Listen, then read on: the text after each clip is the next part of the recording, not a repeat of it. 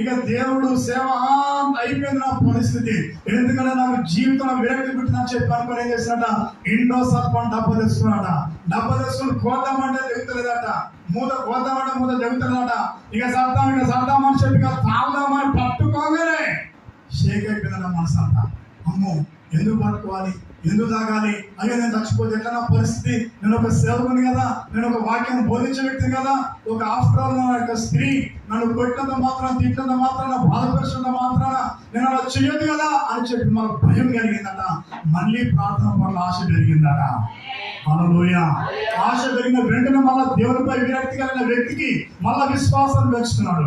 విరక్తి కలిగిన వ్యక్తి విశ్వాసం పెంచుకున్న తర్వాత తిరిగి మళ్ళా దేవుని సేవకుని దేవుడు బలంగా వాడుకుంటున్నాడు. అంటే సేవకులు కూడా కష్టాలు వస్తాయి, సేవకుల కష్టాలు వస్తాయి. సేవకులు కాదు, సేవకులతో పాటు విశ్వాసుల కష్టాలు ఎన్నో వస్తాయి. వచ్చినంత మాత్రం సావే శరణ్యం కాదు, సావే ముఖ్యమంత్రి కాదు. నా బ్రతుకులో నేను సేవలో ప్రారంభం దినాల్లో కూడా చాలా సార్లు ఇద్దరు అన్నలు తల్లి పెళ్లి వద్దు, చిన్న వయసులో వద్దు అన్నప్పుడు 8వ తరగతిలో పెళ్లి చేసుకున్నా. వద్దు అన్న పెళ్లి ముందుగా పెళ్లి చేసుకున్న తర్వాత 8th క్లాస్ పెళ్ళిన తర్వాత మన పాప ఆ తర్వాత పరిస్థితి అంతా చాలా దారుణంగా మారిపోయినప్పుడు ఇక నా జీవితంలో అంత విరక్తి పుట్టి ఇక నేను చనిపోదాం అనుకున్నా కానీ మనం అనిపించింది ప్రార్థన చేసినాక చచ్చిపోవాలనుకున్నా.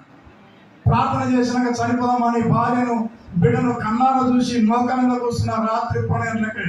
ఆ 12 మధ్యరాత్రిలో కూర్చొని ప్రార్థన చేస్తున్నప్పుడు ఉదయం 5 అయింది. అది ఎట్లా ప్రార్థన గడిచిపోయింది నాకు అర్థం కాదు. హల్లెలూయా. చేతులు పైకి ఎత్తలేదు. హల్లెలూయా. సురణ రాత్రి ప్రత్యేకంగా ఆ రాత్రి దేవునితో మాట్లాడడం మొదలుపెట్టాడు. నా కుమారుడు చనిపోవడం కాదు, ఈయన మొదటి గ్రంథం 5వ వాక్య ప్రకారంగా, మొదటి అధ్యాయం 5వ వచనం ప్రకారంగా నిన్ను జనులకు ప్రవక్తగా నిలబెట్టబోతున్నా, నీవు చస్తానుకుంటున్నావు, ఇదిగో నీవు సావు కాదు, చచ్చిపోదాం అనుకున్న వాళ్ళకు నేను మాదిరి నిలబెట్టబోతున్నా, నేను బలహీనుని బలపరచడం చేయబోతున్నా, శాతపడి శక్తి నుంచి విడుదల ఇవ్వబోతున్నా అని చెప్పి ఆ రాత్రి 12 తెల్లారగడ దాకా దేవునితో మాట్లాడిండు. ఆ సావన విషయాన్ని మరిపించిండు. ఆయన బలమైన మనసును పెట్టివేసిండు. తిరిగి మరలా బలాన్ని ఇచ్చింది. కాబట్టి దేవుని సన్నిధిలో ఈరోజు బలంగా వాడబడుతున్నా.